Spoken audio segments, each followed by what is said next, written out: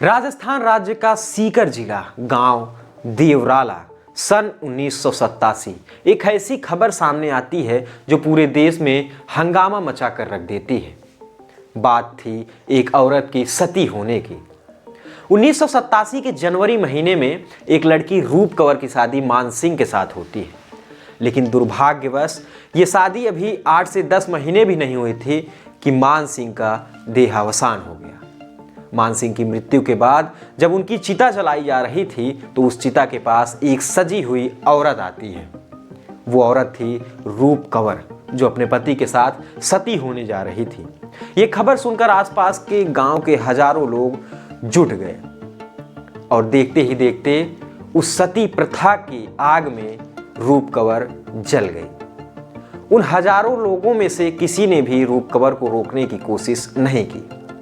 ये आज़ादी के बाद भारत में आखिरी मामला था जो सती प्रथा से संबंधित था, जिसे दर्ज किया गया था।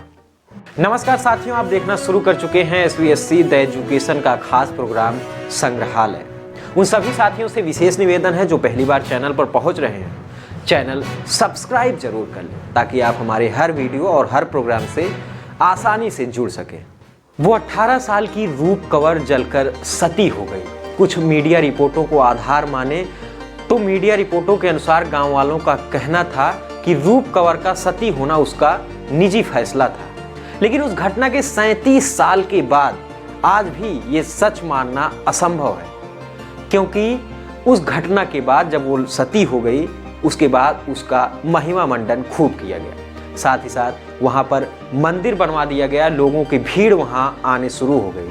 उस मंदिर में लगातार पूजा अर्चना भी शुरू कर दी गई। धीरे धीरे ये मामला राजस्थान के सीकर जिले से निकलकर पूरे राजस्थान और पूरे भारत में फैलने लगे। इसको देखते हुए तब के केंद्रीय गृह मंत्री पी चिदम्बरम ने इसकी खूब आलोचना की, साथ ही साथ राज्य सरकार को भी खूब कोसा।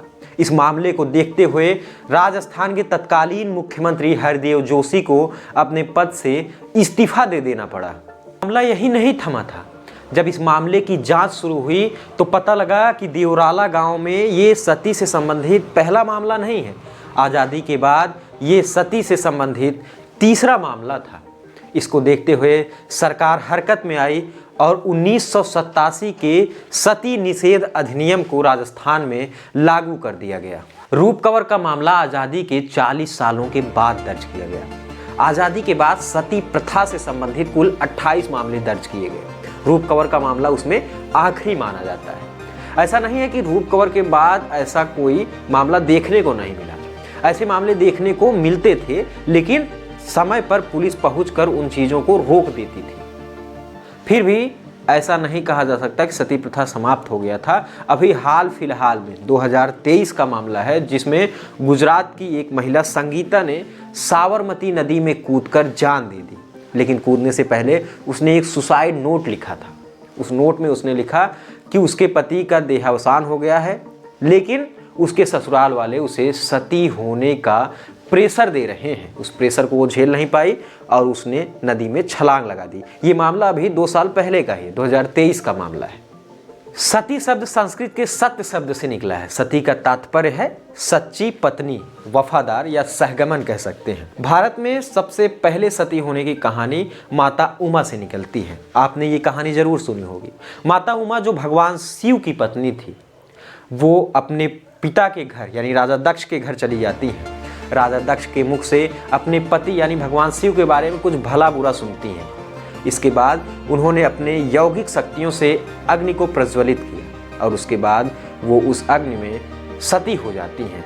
ये पहला मामला माना जाता है सती होने का, लेकिन कुछ विद्वान ऐसा नहीं मानते। कुछ विद्वानों का तात्पर्य है कि सती तभी कोई औरत हो सकती है जब उसके पति का देहावसान यानी उसकी मृत्यु हो चुकी हो। सती प्रथा की धार्मिकता की बात करें तो सबसे पुराने वेद ऋग्वेद में कहीं भी सती प्रथा का उल्लेख नहीं दिखता। ऋग्वेद में एक श्लोक मिलता है जिसमें विधवा महिला को आगे बढ़ने की बात की गई है, लेकिन मध्यकाल में कुछ विद्वानों ने अग्र शब्द को अग्नि से जोड़ दिया ताकि वो ये तय कर पाए कि सती प्रथा एक धार्मिक स्वीकृति है। लेकिन फ्रेडरिक मैक्समूलर ने आगे चलकर इसकी सच्चाई बता रही है। कुछ विद्वानों ने अथर्ववेद के एक श्लोक 18.3.1 में अपने पति की दुनिया को चुनने वाला वाक्यांश का अर्थ सती प्रथा से जोड़ दिया, लेकिन सती प्रथा से इसका कोई भी संबंध नहीं जोड़ा सकता। हिंदू धर्म पर ज़्यादा प्रभाव रखने वाले मनुस्मृति और याज्ञवल्क में सती प्रथा का उल्लेख नहीं दिखता। सती प्रथा का उल्लेख रामायण में भी नहीं दिखता। इतिहासकार रामचरण शर्मा का कहना है कि रामायण में भगवान राम के वनवास जाने के बाद उनके पिता यानी राजा दशरथ का देहावसान हो जाता है। राजा दशरथ की 3 पत्नियां थीं, लेकिन उन तीनों पत्नियों ने सती प्रथा को नहीं अपनाया। साथ ही साथ रावण को भी देख सकते हैं। रावण की पत्नी मंदोदरी, उन्होंने भी सती प्रथा को नहीं अपनाया था। महाभारत में सती होने की एक घटना मिलती है, जहां पर राजा पांडु की मृत्यु के बाद उनकी दूसरी पत्नी माद्री उनके साथ सती होती हैं। लेकिन विद्वानों का कहना है कि ये वाला भाग महाभारत में काफ़ी दिनों के बाद या काफ़ी समय के या काफ़ी वर्षों के बाद जोड़ा गया है। अब बात 6वीं शताब्दी ईसा पूर्व से 4वीं शताब्दी ईसा पूर्व की कर लेते हैं। आपको पता है कि इस समयावधि में बौद्ध धर्म का विकास चल रहा था, जिसमें हिंदू धर्म और बौद्ध धर्म के बीच लगातार विवाद चल रहे थे। अगर उस समय सती प्रथा रहा होता तो जरूर किसी बड़े बौद्ध भिक्षु ने सती प्रथा की आलोचना का जिक्र किया होता। आगे 3री शताब्दी में जब ग्रीक यात्री मेगास्थनीज भारत आया तो उसने भी सती प्रथा का कहीं भी जिक्र नहीं किया। इससे ये लगभग तय लगता है कि सती प्रथा मौर्य काल तक तो प्रचलित नहीं थी। सती प्रथा का मजबूत सबूत आगे चलकर मिलता है। एलेक्स माइकल के अनुसार सती प्रथा का पहला शिलालेख नेपाल में पाया जाता है, जो लगभग 5वीं शताब्दी लगभग 463 ईस्वी के आसपास की है। आगे मध्य प्रदेश राज्य में 510 ईस्वी का शिलालेख सती प्रथा से संबंधित था। राजा भानुगुप्त के सेनापति गोपराज की एरण युद्ध में मृत्यु के पश्चात उनकी पत्नी को सती होने का लेखन मिलता है, जो मध्य प्रदेश में पहला अभिलेखी साक्ष्य मिलता है।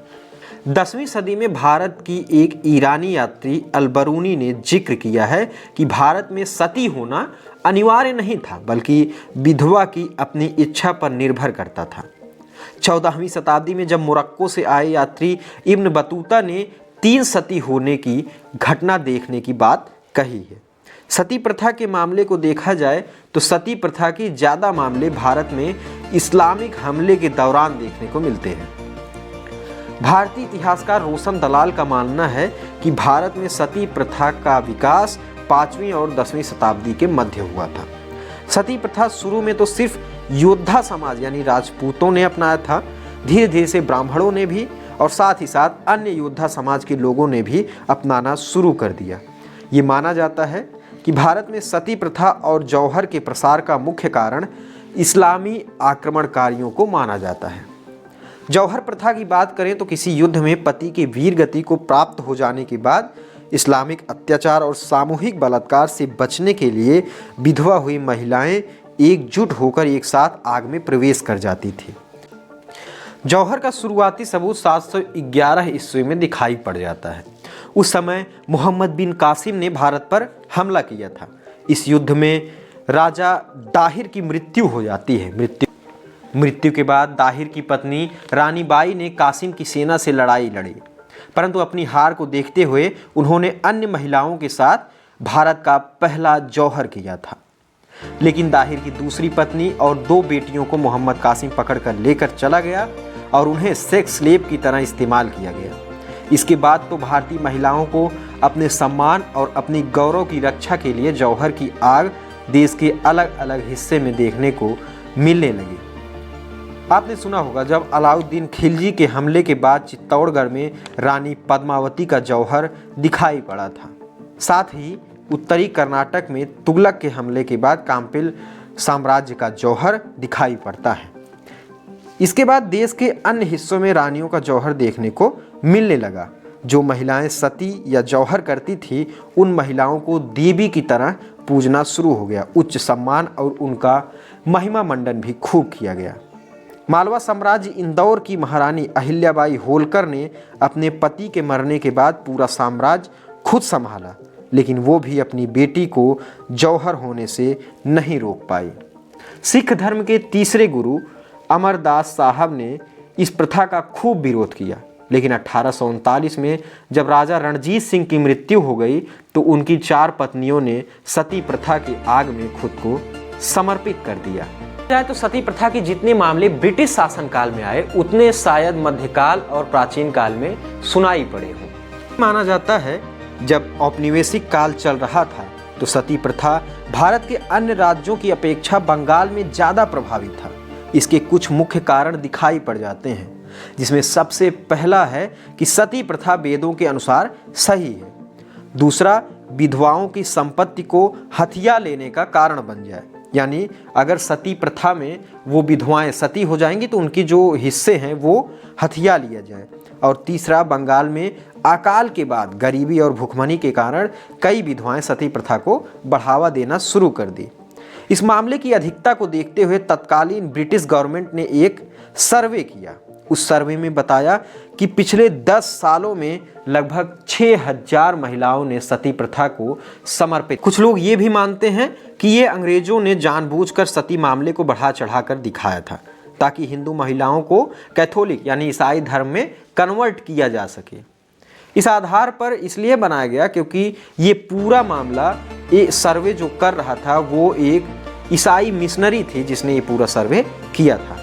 बात करते हैं सती प्रथा के अंत की शुरुआत कहाँ से होती है। सती प्रथा के अंत की शुरुआत की बात करें तो सबसे पहले मोहम्मद बिन तुगलक ने इस पर पाबंदी लगाई थी। उसने सती प्रथा पर पूरी तरह से रोक लगा दी, लेकिन फिर भी वो अपने मन से सती होने वाली महिलाओं को नहीं रोक सके। साथ ही साथ मुगल शासक हुमायूं और अकबर ने भी इस सती प्रथा को रोकने का प्रयास किया, लेकिन वो भी इसमें असफल रहे। जिन महिलाओं ने खुद से सती होने का निर्णय लिया था उनको रोकने में वो असमर्थ रहे।